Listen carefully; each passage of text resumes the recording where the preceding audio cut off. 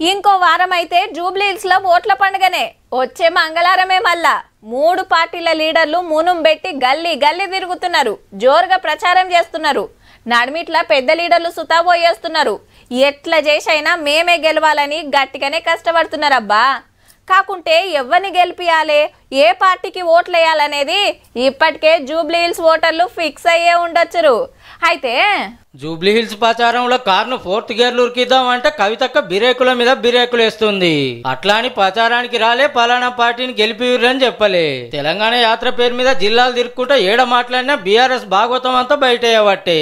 RTC కార్మికులు కావచ్చు, సింగరేణి కార్మికులు కావచ్చు, అసలు ఓవరాల్ గా కార్మికుల హక్కులు కాలరాసేటటువంటి ప్రయత్నం ఈ మోదీ గవర్నమెంట్ వచ్చినప్పటి నుంచి నిరంతరం జరుగుతుంది. చేయాల్సినంత ఫైట్ అయితే బీఆర్ఎస్ కూడా చేయలేదు. ప్రతి అమరవీరుల కుటుంబాలకు 10 లక్షల రూపాయలు ఒక ఉద్యోగం ఇస్తామని చెప్పుకున్నాం. కానీ 1200 మంది అమరులని మనమే చెప్పి 580 మందికి మాత్రమే. ఆ 10 ఏళ్లలో మస్తు అవినీతి జరిగింది. చాలా మందికి అందాల్సిన అందలే, కొందరికే ఫాయిదా అయింది. బంగారు తెలంగాణ అంటే కొన్ని కుటుంబాలకు లాభం అవుడేనా అని బాగా చెప్తుంటుంది. మళ్ళా భౌగోళిక తెలంగాణ సాధించుకున్నాం, సామాజిక తెలంగాణ సాధించుకోవాల్సి ఉన్నది. అవినీతి తిమంగళాలని బీఆర్ఎస్ పార్టీలకు వెళ్ళి తీసి బయట పడేయండి.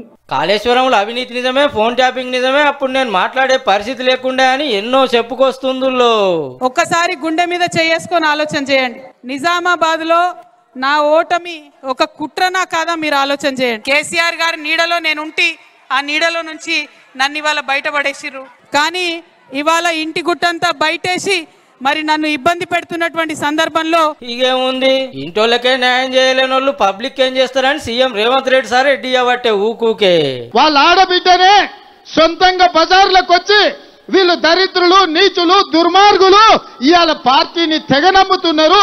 సొంత ఆడబిడ్డ నన్నే బజార్లో ఇడిచిపెట్టిందని చెప్తున్నారంటే వాళ్ళ గురించి ఇంకా నేను చెప్పాలనా? 2 ఏళ్లు కూడా కాకముందుకే కాంగ్రెస్ గవర్నమెంట్ వేస్ట్ అంటున్న రావణ్ణను గిట్లా క్వశ్చన్ చేసిండు మంత్రి వివేక్ సారు. కేసీఆర్ హయాంలో అవినీతి ఎక్కువైపోయింది.